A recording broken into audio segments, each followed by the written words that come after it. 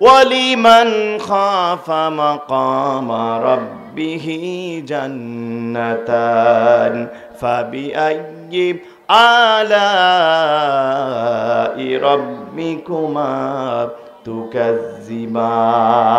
আল্লাহ বলেন ওয়ালিমান খাফা, যারা কিনা আল্লাহ তাআলাকে ভয় করে, জান্নাতান, একটা নয়, আল্লাহ তাদেরকে দুইটা জান্নাত দিবেন। বাবরি মসজিদে এই নরেন্দ্র মোদী সরকার, জালিম এই ইন্ডিয়া আমাদের বাবরি মসজিদকে মাটির সাথে গুড়িয়ে দিয়েছে। কথা বলেন ঠিক কিনা? এই বাবরি মসজিদ যেটা প্রায় 700 বছরের ঐতিহ্য মুসলমানদের, এই বাবরি মসজিদ সবার আগেই 1892 সালে ডাক্তার বলবর সিং 5 ডিসেম্বর তিনি বাবরি মসজিদের ছাদে উঠেছিলেন। তিনি কুড়াল মারতে চেয়েছিলেন, কিন্তু ভয়ে তিনি কুড়াল মারেননি। এটা আল্লাহর ঘর। বলেন তো ঘরটা কার? এটা হিন্দুর বাচ্চারাও জানে কি জানে না? ওই দেশের কট্টরপন্থী হিন্দু যারা, তারাও জানে ঘরটা আল্লাহ তাআলার। ডাক্তার বলবর সিং 5 ডিসেম্বর 1892 সালে তিনি এটা পারেননি। পরের দিন 6 ডিসেম্বর 1992 সালে তিনি আবার গেছেন। এবার তিনি কুড়াল দিয়ে আঘাত মেরেছেন। এই বাবরি মসজিদ ভাঙ্গা হয়েছে। বাবরি মসজিদ থেকে ইট, খোয়া, পাথর, বালি বস্তায় ভর্তি করেছে। এলাকায় নিয়ে এসে মাইকিং করা হয়েছে, বলা হয়েছে তোমরা এই বাবরি মসজিদের ইট পাথরের উপরে টয়লেট আর বাথরুম করো। নাউজুবিল্লাহ বলবেন না ভাইরা? ডাক্তার বলবর সিং এই কথা ঘোষণা দেওয়ার পর অসংখ্য হিন্দু আর কট্টরপন্থী গুজরাটের কসাই, এই নরেন্দ্র মোদীর উত্তরসূরিরা আমাদের কলিজার এই বাবরি মসজিদের উপরে তারা টয়লেট বাথরুম করেছে। এর কিছুদিন পরেই ডাক্তার বলবর সিং তিনি এত অসুস্থ হয়ে গেলেন, অ্যাবনর্মাল হয়ে গেলেন, তিনি আর সেন্স ঠিক রাখতে পারেন না। তিনি তার নিজের মায়ের সাথে জেনা করতে গিয়েছেন। বলেন না নাউজুবিল্লাহ। শিকল দিয়ে বেঁধে রাখা হয়েছিল, কিন্তু তাকে আটকানো যায় না। তার বাবা ছিল খুব একজন ভালো মানুষ, একজন আলেমের কাছে গেলেন। যাওয়ার পরে বললেন, হুজুর আমার ছেলে এই অবস্থা, সে তার নিজের মায়ের সাথে জেনা করতে যায়, তার সেন্স ঠিক নাই, সে অ্যাবনর্মাল হয়ে গেছে। হুজুর জিজ্ঞাসা করল আপনার ছেলের অপরাধ কি? ডাক্তার বলবর সিংয়ের বাবা বলেছিল আমার ছেলে আপনাদের মসজিদে, এই বাবরি মসজিদে সবার আগে কুড়াল দিয়ে আঘাত করেছে। হুজুর বললেন আপনার ছেলের কোনো ট্রিটমেন্ট, কোনো চিকিৎসা আমি দেওয়ার কোনো ক্ষমতা আমার নাই, তবে আগামী মাসে একজন আলেম এখানে আসবেন, আপনি তার কাছে যান, তার পরামর্শ নেন। পরবর্তী মাসে একজন আলেম আসলেন দার্স দেওয়ার জন্য। সেখানে যাওয়া হলো আর বলা হলো হুজুর আমার ছেলে অপরাধ করেছে, আমার ছেলের জন্য আপনি দোয়া করেন। হুজুর বললেন আপনার ছেলের একটা উপায় আছে, আপনার ছেলে যদি মুসলমান হতে পারে, মুসলমান হলে আমি তাকে নিয়ে আল্লাহর কাছে দোয়া করবো, আল্লাহ হয়তো বা তাকে মাফ করতে পারেন। মসজিদে বসলেন, কালেমা পড়ে ডাক্তার বলবর সিং মুসলমান হয়ে গেলেন। এবার 2 হাত, হুজুরও হাত তুলেছে, ডাক্তার বলবর সিংয়ের বাবা ডাক্তার বলবর সিং 3 জনে হাত তুলে ধরেছেন, হুজুর দোয়া করেছেন। একটু পরে ডাক্তার বলবর সিং সম্পূর্ণ সুস্থ হয়ে গিয়েছেন। ডাক্তার বলবর সিং পরবর্তীতে সাক্ষাৎকার দিয়েছেন, যেই হাত দিয়ে আমি মুসলমানদের কলিজা আঘাত দিয়েছিলাম, বাবরি মসজিদে আঘাত করেছিলাম, আমার এই হাত দিয়ে আমি ভারতে 40টা মসজিদ প্রতিষ্ঠা করেছি। আমার ভাইরা, এজন্য আমি বলতে চাই ইন্ডিয়ার যে সমস্ত দালালেরা, ইন্ডিয়ার যে সমস্ত দোসরেরা, এই ইন্ডিয়ার 5-8 গোলাম বিগত 15 বছর ধরে বাংলাদেশের প্রত্যেকটা সম্পদকে যারা ইন্ডিয়ার কাছে বিক্রি করেছিল, এই ইন্ডিয়ার দালালেরা এখনো বাংলাদেশকে নিয়ে তারা আবার নতুন করে দালালি শুরু করেছে। কথা বলেন ঠিক কি না? আমি গায়েবান্দার মুসলিম জনতাকে বলতে চাই যে আবু সাঈদ আর মুগ্ধ আমাদেরকে দেখিয়ে গেছে আমরা জীবন দিতে পারি, কিন্তু এদেশের 1 ইঞ্চি মাটি কোন নাসারা, কোন বৌদ্ধ, কোন হিন্দু, বিদেশি বেনিয়াদের কাছে আমরা 1 ইঞ্চি মাটি তুলে দিতে পারি না। কথা বলেন ঠিক কিনা? আমি বলছিলাম পৃথিবীর কোনো নেতা কোনো বিপ্লব সফলতা নিতে পারেননি। এরপরে আপনি দেখেন না, মাও সেতুং বলেন, শেখ মুজিবুর রহমান বলেন, যারাই বলেন না কেন, পৃথিবীতে সফল বিপ্লব সফল আন্দোলন একজন ব্যক্তিরই করেছেন, তিনি হলেন মুহাম্মদ সাল্লাল্লাহু আলাইহি ওয়াসাল্লাম। আমার ভাইরা, বিশ্বনবী জনাবে মুহাম্মদ রাসূলুল্লাহ তার 23 বছরের নবুয়তি জিন্দেগিতে 10 বছর মদিনা রাষ্ট্র পরিচালনায় এমন ইসলামিক আইডিয়াল স্টেট গঠন করে গেছেন, কিয়ামত পর্যন্ত রাসূলুল্লাহর রাষ্ট্র ব্যবস্থায় একটা দাড়ি সেমিকোলন বসাবার ক্ষমতা পৃথিবীর কোনো বুদ্ধিজীবীর নেই। কথা বলেন ঠিক কিনা? মদিনায় যে ইসলামী রাষ্ট্র তিনি কায়েম করে গিয়েছিলেন, আজও তার নমুনা পৃথিবীতে আজও আছে, কিন্তু শত শত বছর বিগত হয়েছে, আমরা আজ পর্যন্ত ওই আদলে একটা রাষ্ট্র কিন্তু গঠন করতে পারিনি। এর কারণটা কি? এর কারণ হলো রাষ্ট্র পরিচালনা করার জন্য একদল সৎ, দক্ষ, খোদাভীরু আলেম ব্যক্তির প্রয়োজন। কথা বলেন ঠিক কিনা? যুগে যুগে বিগত 54 বছর ধরে এই দেশে রাষ্ট্র ক্ষমতায় যারা ছিলেন, নিজের ভাগ্যের পরিবর্তন হয়েছে, নেতা নেত্রীর ভাগ্যের পরিবর্তন হয়েছে, মুসলমানদের ভাগ্যের কোনো পরিবর্তন হয়নি। এজন্য আমি আপনাদের সামনে সূরা আলে ইমরান 133 নম্বর আয়াত তেলাওয়াত করেছি। আল্লাহ এখানে বলছেন, ওয়াসারিউ ইলা মাগফিরাতিম মির রাব্বিকুম, দৌড়াও আল্লাহ তাআলার ক্ষমার দিকে। ওয়াসারিউ ইলা মাগফিরাতিম মির রাব্বিকুম ওয়া জান্নাতিন আরদুহাস সামাওয়াতু ওয়াল আরদ। যদি আল্লাহ তাআলার ক্ষমা লাভ করতে পারো, আল্লাহ তাআলা এমন জান্নাত দিবেন যার প্রশস্ততা, যার দৈর্ঘ্য আসমান জমিনের থেকে কয়েক গুণ বড়। উইদ্দাতুল লিল মুত্তাকিন, আর জান্নাতটা দেবেন আল্লাহ তাআলা মুত্তাকিদেরকে। সুবহানাল্লাহ বলবেন না? বলেন তো, আল্লাহ জান্নাত দিবেন কাদেরকে? বিরক্ত হচ্ছেন ভাইরা আমার? আমার কথা কি বোঝা যায়? আমার ভাইরা একটু খেয়াল করেন, আল্লাহ রাব্বুল আলামিন জান্নাত দেবেন মুত্তাকি বান্দাদেরকে।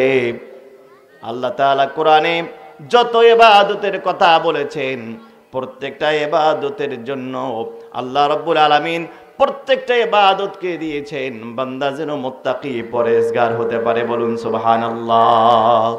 একটু খেয়াল করে দেখেন না, রমজান মাসে আপনি রোজা রাখেন, কারণটা কি? সূরা বাকারা 183 নম্বর আয়াতে আল্লাহ জানিয়েছেন, ইয়া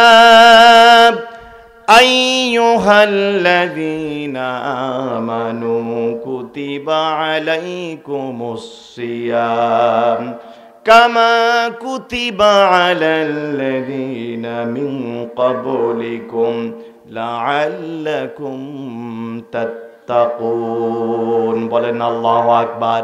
ইয়া আইয়ুহাল্লাযীনা আমানু, হে ঈমানদারেরা, কুতিবা আলাইকুমুস সিয়াম, তোমাদের উপরে রোজাকে ফরজ করা হয়েছে, কামা কুতিবা আলাল্লাযীনা মিন ক্বাবলিকুম, অতীতের সমস্ত জাতির উপরে রোজাকে ফরজ করা হয়েছিল। রোজা কেন ফরজ করা হলো? লাআল্লাকুম তাত্তাকুন, যাতে তোমরা মুত্তাকি পরেজগার হতে পারো। বলেন সুবহানাল্লাহ।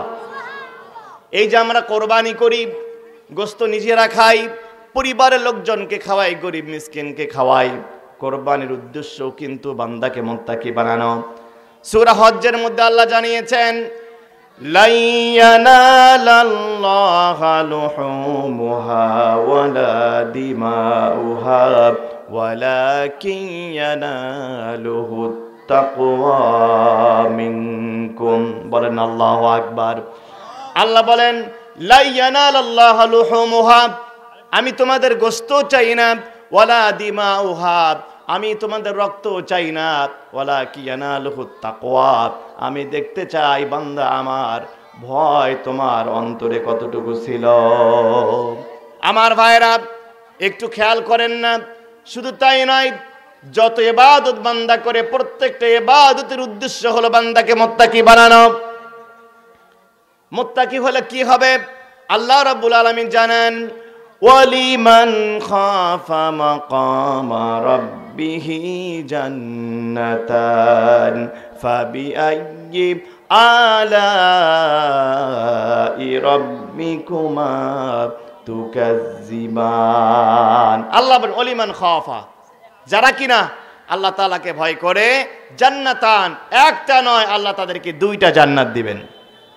আমার ভাইয়েরা, মুত্তাকি কেমনে হওয়া যায়? মুত্তাকি কাকে বলে? আমরা মনে করি বড় টুপি আর বড় জুব্বা, বড় দাড়ি রাখার মধ্যে মনে হয় মুত্তাকি হওয়া। ওমর বিন খাত্তাব রাদিয়াল্লাহু তাআলা আনহু বলছেন, মান ইতাজ্জা বিমাকানিহি ফালয়ানজুর ইলা ফিরাউন। কোন ব্যক্তি যদি ক্ষমতা পাওয়ার পর নিজেকে সফল কাম মনে করে, নিজেকে অনেক বড় কিছু মনে করে, সে যেন ফেরাউনের দিকে তাকায়। কথা বলেন ঠিক কিনা? ফেরাউন ক্ষমতায় কতদিন ছিল? আমরা এই তো 15-16 বছর অতিষ্ঠ হয়ে গেছে। ফেরাউন 1 বছর নয়, 2 বছর নয়, ফেরাউনকে আল্লাহ 400 বছরের রাজত্ব দান করেছিলেন। কত বছর? 400 বছর। এমন নির্যাতন চালানো হয়েছিল মিশরে। ফেরাউনের বাড়িতে একটা মেয়ে কাজ করতো, বাসেতা। ফেরাউনের মেয়ের চুল আশ্রয় দিত। হঠাৎ করে একদিন তার হাত থেকে চিরুনিটা পড়ে যায়, আর বিসমিল্লাহ বলে সে চিরুনিটা উঠায়।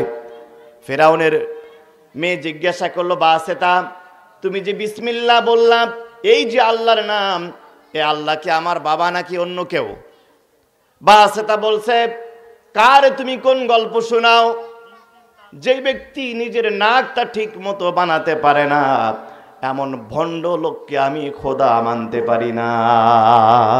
সুবহানাল্লাহ বলবেন না? ফেরাউনের নাকটা ছিল বোসা, থ্যাপসা নাক।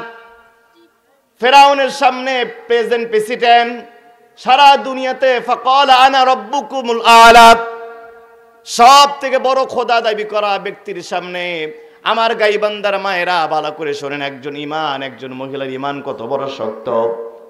ফেরাউনের সামনে বলতেছে, যেই ফেরাউন নিজের নাকটা ঠিক মতো বানাতে পারে না, এমন ভণ্ড আমার খোদা হতে পারে না। এই কথা বলার পর ফেরাউন বলল, বাসেতাকে ধরো। বাসেতাকে আল্লাহ ওলামায়ে কেরাম অনেকগুলো তথ্য নিয়ে এসেছেন। সূরা বাকারার শুরুর দিকের অনেকগুলো আয়াতে তার তাফসীর প্রসঙ্গে বাসেতার কথা এসেছে। বাসেতাকে আল্লাহ 7টা সন্তান দিয়েছিলেন। আল্লাহ তাআলাকে রব মানার কারণে, আল্লাহকে খোদা মানার কারণে চোখের সামনে বাসেতার সামনে 6টা বাচ্চাকে হত্যা করা হয়েছে গলা কেটে। 7ম নাম্বার বাচ্চাটা মাত্র কয়েকদিন বয়স। ফেরাউন বলল, গরম তেল তৈরি করো, তেলকে গরম করো। কড়াই নিয়ে আসা হলো, তেল গরম করা হলো, ছোট্ট বাচ্চাকে তেলের মধ্যে ফেলে দেওয়া হয়েছে। আমার মা বোনেরা, গাইবান্দার মেয়েরা, কেমন ঈমান তরুতাজা ছিল!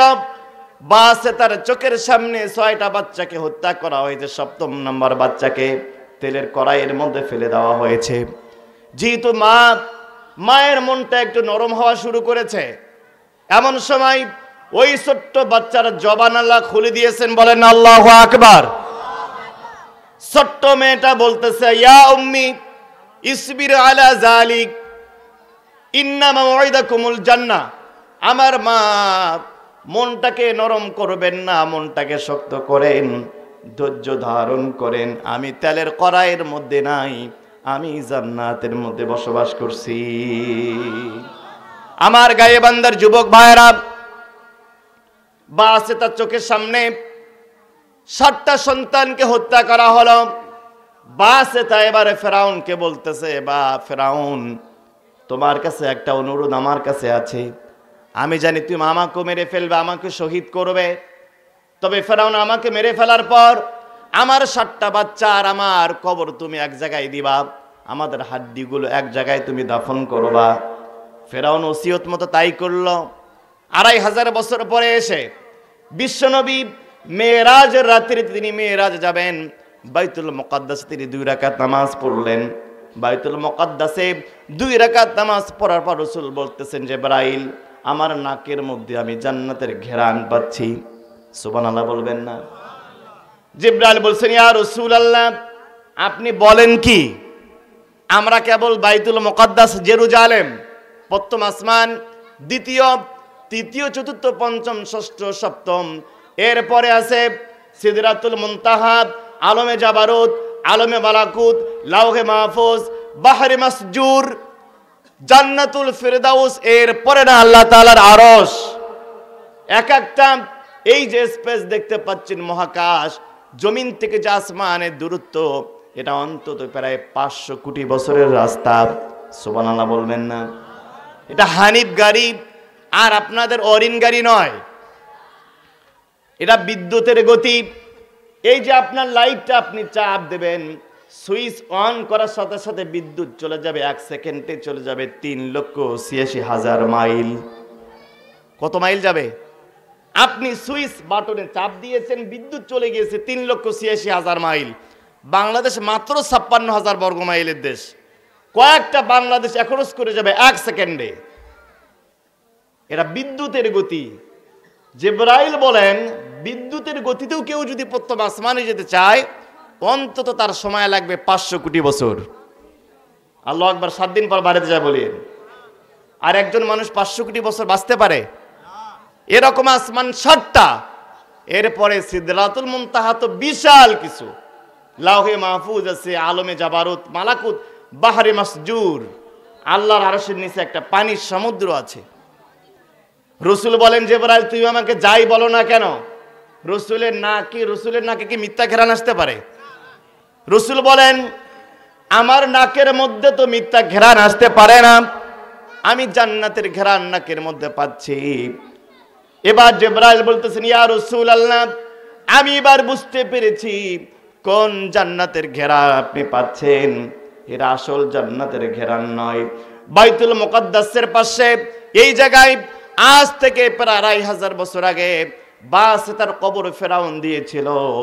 বাসেতার কবর থেকে আল্লাহ জান্নাতের ঘেরান বের করে দিয়েছেন। আমার ভাইরা, ওমর বিন খাত্তাব বলেন মানি তাসবি মাকানিহি ফালিয়ানজুর ইলা ফিরাউন।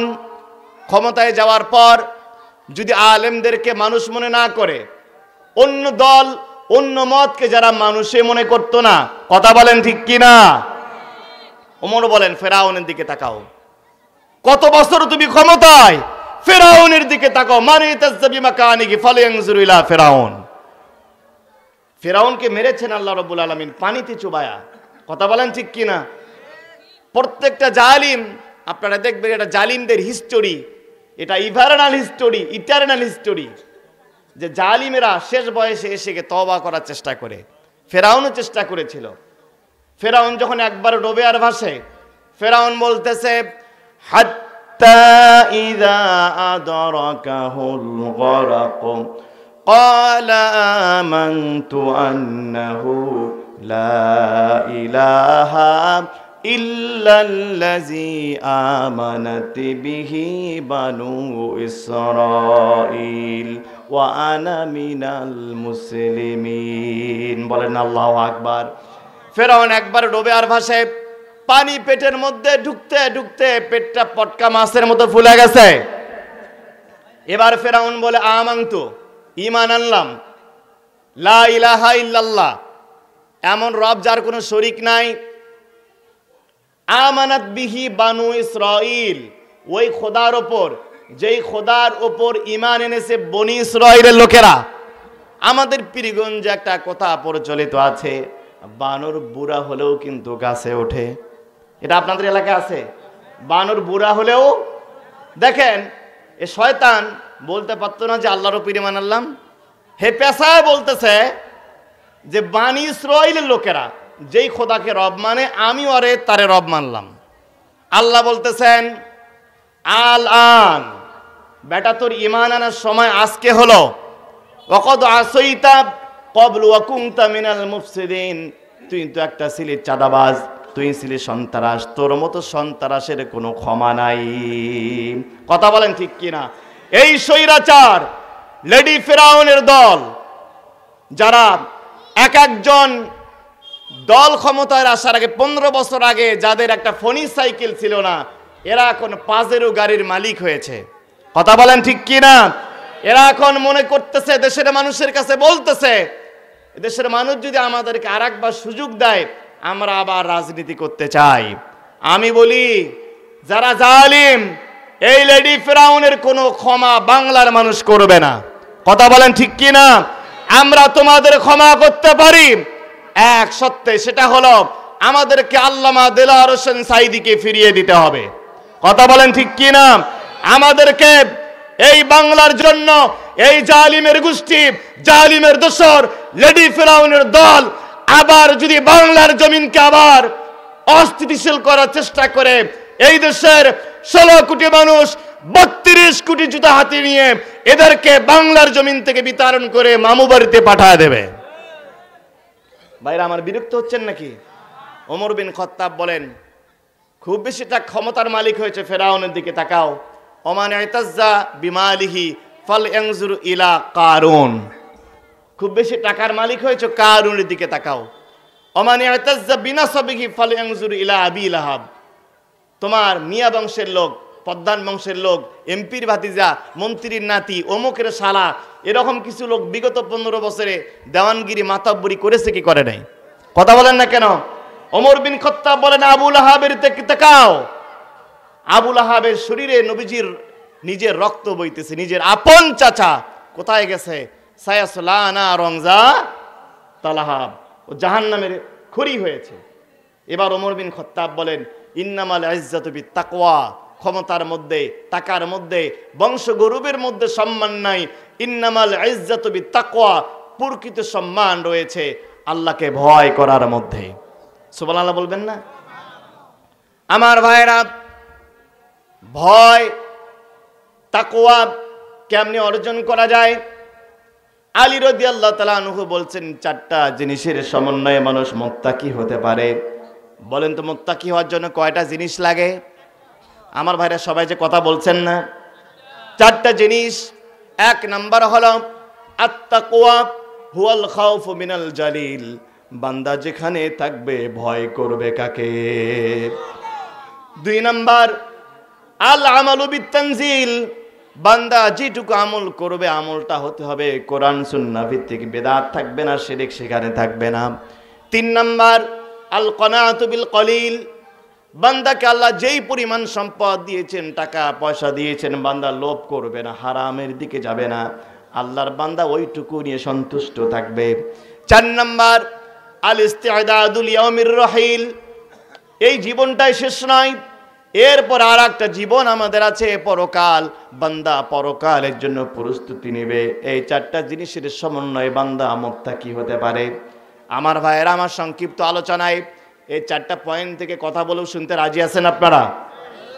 কারা কারা রাজি নেই? হাত তোলেন তো দেখি। আমার ভাইরা বুঝতে পারে নাই, আমরা রাজি আছি তো সবাই ইনশাআল্লাহ? 1 নাম্বার আত-তাকওয়া হুয়াল খাউফু মিনাল জালিল, বান্দা যেখানে থাকবে আল্লাহ তাআলাকে ভয় করবে।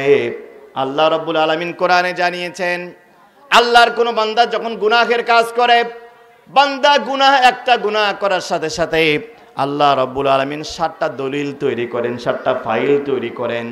আচ্ছা বলেন তো, বান্দা গুনাহ করে কয়টা? একটা দলিল তৈরি হয় কয়টা? 7টা। এরপরে 2 নাম্বার আল আমালু বিত-তানজিল, বান্দা যেটুকু আমল করবে আমলটা হওয়া লাগবে কোরআন সুন্নাহ ভিত্তিক। আমি গাইবান্ধার মুসলমানদের কাছে জানতে চাই, মুসলমানেরা যত আমল করে, সব থেকে যত আমল, ইমানের পরে যত আমল আছে, সব থেকে বড় আমলটার নাম কি? নামাজ আদায় করা। বলেন না সুবহানাল্লাহ? আমার ভাইয়েরা, এই নামাজের দিকে একটু খেয়াল করেন। নামাজ এমন একটা ইবাদতের নাম, শুধু আমাদের উপরে নয়, সমস্ত নবীদের উপরে আল্লাহ নামাজকে ফরজ করেছিলেন।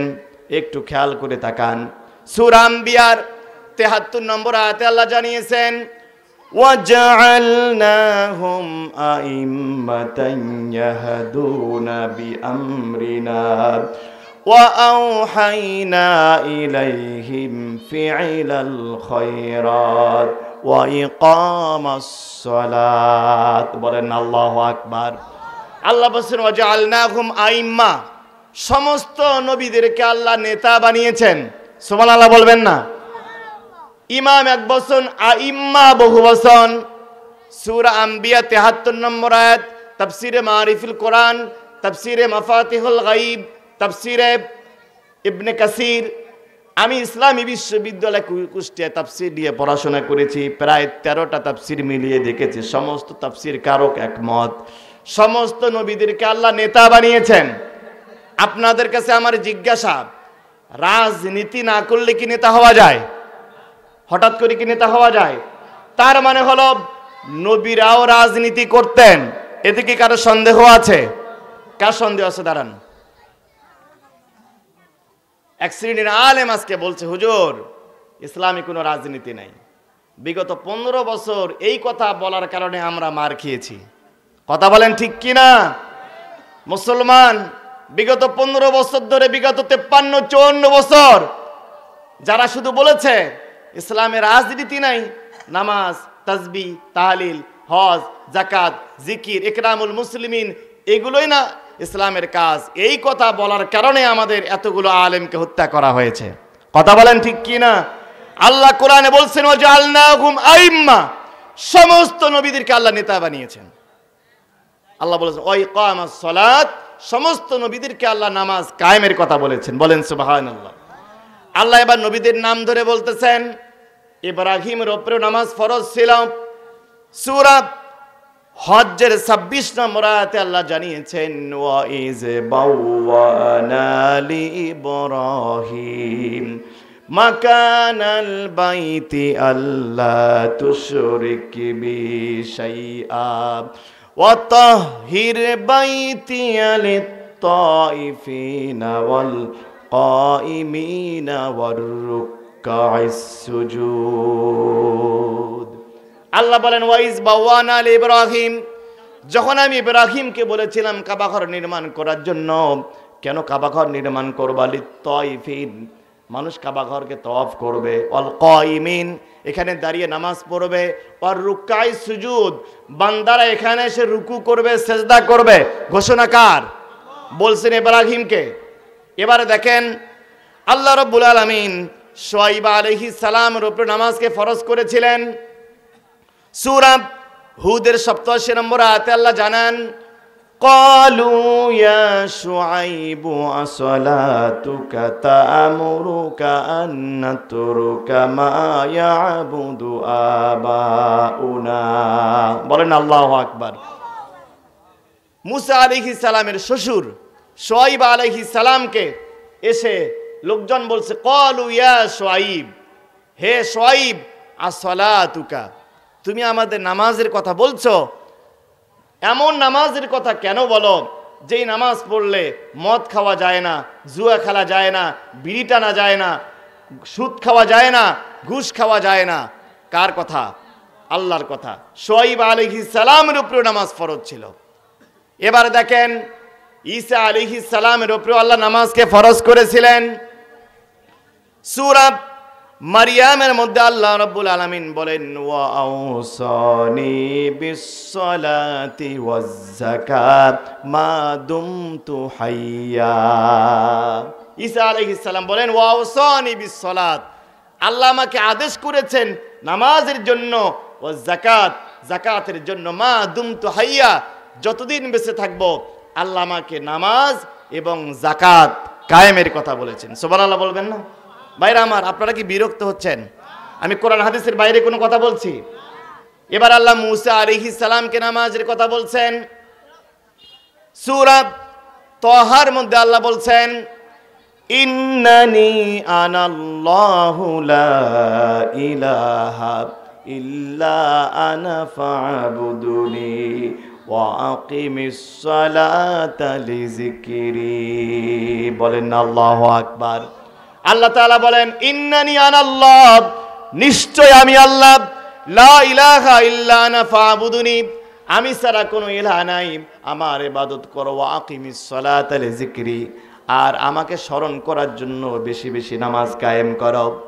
আমার ভাইয়েরা, আমরা দেখলাম মুসা, ঈসা, ইব্রাহিম, শুআয়ব, সমস্ত নবীর উপরে নামাজ ফরজ ছিল। সুবহানাল্লাহ বলেন না? শুধু কি তাই? শুধু মানুষ নয়, এবার আপনি কোরআনে দেখবেন, কোরআন প্রমাণ করবে, শুধু মানুষ নয়, পৃথিবীর যত মাখলুকাত আছে সমস্ত মাখলুকাতের উপরে আল্লাহ নামাজকে ফরজ করেছেন। বলবেন হুজুর এটা আবার কেমন কথা বলছেন? সমস্ত মাখলুকাতের উপরে নামাজ কিভাবে ফরজ। আপনারা দেখবেন পৃথিবীতে সৃষ্টি 3 প্রকার। সৃষ্টি কত প্রকার? 3 প্রকার। 1 নাম্বার হচ্ছে কিছু প্রাণী পেটে ভর দিয়ে চলে, ফামিনহুম মাইয়ামশি আলা বাতুরিহি, পেটে ভর দিয়ে চলে। এরকম 2-4টা প্রাণীর নাম বলেন তো ভাইরা। সাপ, এরপরে পানিতে যে মাছ চলে এগুলো পেটে ভর দিয়ে চলে। অমিনহুম মাইয়ামশি আলা রিজলাইন, কিছু প্রাণী 2 পায়ে ভর দিয়ে চলে, যেরকম মানুষ, তারপর হাঁস, মুরগির কয়টা করে পা? 2টা। অমিনহুম মাইয়ামশি আলা আরবা, আর কিছু প্রাণী আছে 4 পা। এই হলো 3 প্রকার, পেটে ভর দিয়ে চলে, 2 পায়ে ভর দিয়ে চলে, আর 4 পায়ে ভর দিয়ে চলে। সৃষ্টি 3 প্রকার, আবার এদের প্রত্যেকটা প্রাণীর 3টা অবস্থা। আল্লাহ কোরআনে বলেন, সূরা আলে ইমরান 191 নম্বর আয়াত, আল্লাযীনা ইয়াযকুরুনাল্লাহা কিয়ামান ওয়া কুউদান ওয়া আলা জুনুবিহিম ওয়া ইয়াতাফাক্কারুনা ফি খালকিস সামাওয়াতি ওয়াল আরদ রব্বানা মা খালাকতা হাযা বাতিলা সুবহানাকা ফাকিনা আযাবান নার। আল্লাযীনা ইয়াযকুরুনাল্লাহ, নিশ্চয় যারা আল্লাহকে স্মরণ করে, কিয়ামান দাঁড়ানো অবস্থায়, কুউদান বসা অবস্থায়, ওয়া আলা জুনুবিহিম শোয়া অবস্থায়। পৃথিবীর যত মাখলুকাত আছে বলেন তো কয়টা অবস্থা? দাঁড়িয়ে থাকবে, বসে থাকবে, অথবা শুয়ে থাকবে। এর বাইরে কি আছে? প্রাণী 3 প্রকার, পেটে ভর দিয়ে চলে, 2 পায়ে ভর দিয়ে চলে, আর 4 পায়ে ভর দিয়ে চলে। এদের আবার 3টা অবস্থা, দাঁড়িয়ে থাকবে, বসে থাকবে, নতুবা শুয়ে থাকবে। নামাজেরও কিন্তু মূল অবস্থা 3টা। সুবহানাল্লাহ বলবেন না? নামাজের মূল ফাংশন 3টা। নামাজের মূল ফাংশন 3টা। নামাজকে দাঁড়িয়ে আদায় করা লাগে। আল্লাহ বলেন, ওয়াকুমু লিল্লাহি কানিতিন। নামাজ দাঁড়িয়ে আদায় করা সুন্নত নাকি ফরজ? এরপরে রুকু করা সুন্নত নাকি ফরজ? সিজদা করা সুন্নত নাকি ফরজ? এবার এই 3টা প্রাণীর সাথে মিলান। এই পৃথিবীতে যত গাছ আছে, আপনি গাছের দিকে তাকান, যত তরুলতা আছে, যত বৃক্ষ তরুলতা আছে, প্রত্যেকটা গাছ দাঁড়িয়ে আছে নাকি বসে আছে? কথা বলেন না কেন? তার মানে হলো পৃথিবীতে যত গাছপালা আছে, যত গাছ পৃথিবীতে দাঁড়িয়ে আছে, কিয়ামত পর্যন্ত গাছেরা দাঁড়িয়ে দাঁড়িয়ে আল্লাহর নামাজ আদায় করছে। 2 নম্বরে আপনি এবার গরুর মাথার দিকে তাকান। গরুর মাথাটা এইরকম থাকে কি থাকে না? ছাগলের মাথা, দুম্বার মাথা, ভেড়ার মাথা, মহিষের মাথা, এই টাইপের যত প্রাণী আছে মাথাগুলো এরকম থাকে। আর নামাজের রুকুর মধ্যে গেলে মাথাটা এরকম থাকে কি থাকে না? তার মানে হলো এই টাইপের যত প্রাণী আছে তারা 24 ঘন্টায় আল্লাহ তাআলা রুকুর মধ্যে পড়ে আছে। 3 নাম্বার দেখেন, যত মাছ আছে, যত সাপ আছে, যত প্রাণী পানিতে ভর দিয়ে চলে, পেটে ভর দিয়ে চলে, ওদের মাথাটা 24 ঘন্টায় মাটির সাথে লেগে থাকে। তার মানে 24 ঘন্টায় এরা আল্লাহর কুদরত দিয়ে পায়ে সেজদায় পড়ে আছে। চিৎকার করে বলেন আল্লাহু আকবার। এবার আমি গাইবান্ধা বাসীর কাছে জানতে চাই, বলেন তো নামাজের বাইরে কি কোনো প্রাণী আছে? কথা বলেন না কেন? আমার ভাইরা, এই জন্য যত ইবাদত বন্দেগী আছে আল্লাহ রাব্বুল আলামিন বলেছেন, আল্লাহ তাআলা কোরআনে বলেন, ইন্নাস সালাতা তানহা আনিল ফাহশাই ওয়াল মুনকার ওয়ালা যিকরুল্লাহি আকবার। বলেন আল্লাহু আকবার। ওয়ালা যিকরুল্লাহি আকবার। সব থেকে বড় জিকির, সব থেকে বড় ইবাদতের নাম হলো নামাজ। আমার ভাইরা, এই জন্য মুত্তাকি হওয়ার 2 নম্বর আমল হলো, মুত্তাকি হওয়ার জন্য আমল করা, কোরআন সুন্নাহ ভিত্তিক আমল করা। আমার ভাইয়েরা, আমি অনেক জায়গায় উদাহরণটা দিয়ে থাকি। আপনি একজন ধনী আত্মীয়র বাড়িতে গিয়েছেন, আপনার জন্য গরুর গোস্ত, খাসির গোস্ত, মুরগির গোস্ত, পোলাও সুন্দর আয়োজন করা হয়েছে, কিন্তু প্লেটটা নোংরা, গ্লাসটা অপরিষ্কার, বাড়ির লোকগুলোর মুখগুলো বড় অন্ধকার। আপনার তো মনে হয় খাওয়ার জন্য রুচি হবে? কথা বলেন না কেন? আর একজন গরিব আত্মীয়র বাড়িতে গিয়েছেন, কোরমা পোলাও কিচ্ছু রেডি করতে পারে নাই, ডাল করা হয়েছে, ভাত করা হয়েছে, ডিম ভাজি করা হয়েছে, কিন্তু গ্লাসটা অনেক সুন্দর স্বচ্ছ, প্লেটটা অনেক পরিষ্কার, ডাইনিং টেবিলটা অনেক সুন্দর। ওই গরিব আত্মীয়র মুখের মধ্যে হাসি লেগে আছে। এই জায়গায় আপনার রুচি কম হবে নাকি বেশি হবে? এখান থেকে যে মেসেজটা আপনাকে আমি দিতে চাই, অনেক ভাইয়েরা সারা রাত ধরে তাহাজ্জুদ পড়েন, রুকু কেরাত ঠিক নাই, সেজদা ঠিক নাই। মনে রাখবেন, সারা রাত তাহাজ্জুদ পড়া যেই সওয়াব 2 রাকাত তাহাজ্জুদ সময় নিয়ে আদায় করার সওয়াব 20 রাকাতের থেকে অনেক বেশি। কথা বলেন ঠিক কিনা? আমার ভাইয়েরা, আমি এর আগে বিভিন্ন মসজিদে খেদমত করেছি। একটা জায়গায় ছিলাম, একজন হাজি সাহেব ছিলেন। উনি এসে প্রত্যেক দিন উনি যা যা আমল করতেন, হুজুর আজকে তাহাজ্জুদ পড়েছি, অনেক লম্বা সেজদা দিয়েছি, আজকে এত পারা কোরআন পড়ছি, মানে আমাকে না বললেও হাদিস সাহেবের পেটের ভাতে হজম হয় না। এরকম কিছু এলাকায় এরকম কিছু মুরব্বী আসরে নাই। ভাই, তাহাজ্জুদ আপনি পড়েছেন, আপনি পড়েন, এটা খতিব সাহেব, ইমাম সাহেবকে জানানোর দরকার আছে? জানানোর দরকার যার, তিনি তো জানলেই হয়ে গেল। এজন্য আমি বলি ভাই, নামাজ, তাহাজ্জুদ নামাজ 2 রাকাত পড়েন, ধীর স্থির ভাবে পড়েন, লম্বা সেজদা দেন, লম্বা রুকু করেন, কোরআন শরীফ প্রয়োজনে একটা আয়াত তেলাওয়াত করেন, একটা সূরা পড়েন, কিন্তু ধীর স্থির ভাবে পড়েন, আস্তে আস্তে পড়েন, তারতিলের সাথে পড়েন। ওই সারারা আপনার তারতিল নাই, তাজবিদ নাই, মাখরাজ নাই, মদ নাই, গুন্না নাই, ইজহার নাই, ইকফা নাই, কিচ্ছু নাই। 10 পারার তেলাওয়াতে যে সওয়াব হবে না, তার তিলের সাথে একটা আয়াত পড়লে আল্লাহর কাছে এটার দাম অনেক বেশি। রাসূলের একজন সাহাবী মুআবিয়া ইবনে মুআবিয়া ইন্তেকাল করেছে। রাসূল তখন ছিলেন তাবুকে। মদিনা থেকে তাবুকের দূরত্ব 692 কিলোমিটার। জিবরাইল বলছেন, ইয়া রাসূলুল্লাহ, মদিনা আপনার সাহাবী ইন্তেকাল করেছেন, মুআবিয়া ইবনে মুআবিয়া, আল্লাহ আপনাকে ওই সাহাবীর জানাজা নামাজ আদায় করার জন্য আদেশ করেছেন। সুবহানাল্লাহ বলবেন না? বলেন তো, মদিনা থেকে তাবুকের দূরত্ব কত কিলোমিটার? 692 কিলোমিটার। তখন কি এয়ার অ্যাম্বুলেন্স ছিল? কোনো বাস নাই, ট্রাক নাই, অ্যাম্বুলেন্স নাই, বিমান নাই, রকেট নাই, কোনো যানবাহন নাই। রাসূল বলছেন, কেমনে সম্ভব? জিবরাইল বলেন, আল্লাহ আপনাকে পড়াতে বলেছেন, তিনি কেমনে মেকানিজম করবেন তিনি ভালো জানেন। আল্লাহ জিবরাইলকে 600 নূরের পাখা দান করেছেন। জিবরাইলকে আল্লাহ এত দ্রুত গতি সম্পন্ন বানিয়েছেন, জিবরাইল পৃথিবীতে সব থেকে 3 বার দ্রুত গতিতে নেমে এসেছিলেন। সুবহানাল্লাহ বলেন না? প্রথমবার হলো ইব্রাহিম আলাইহিস সালাম ইসমাইলকে নিয়ে গেছেন মিনার প্রান্তরে, ইসমাইলকে শোয়াইছেন, ছুরি চালিয়েছেন। আচ্ছা বলেন তো, ছুরি চালানোর পর গলায় যেতে মনে 1 ঘন্টা সময় লাগবে? হ্যাঁ, 2-3 সেকেন্ডে হয়ে যাবে না? তখন জিবরাইল বলেন, আমি সিদরাতুল মুনতাহায়।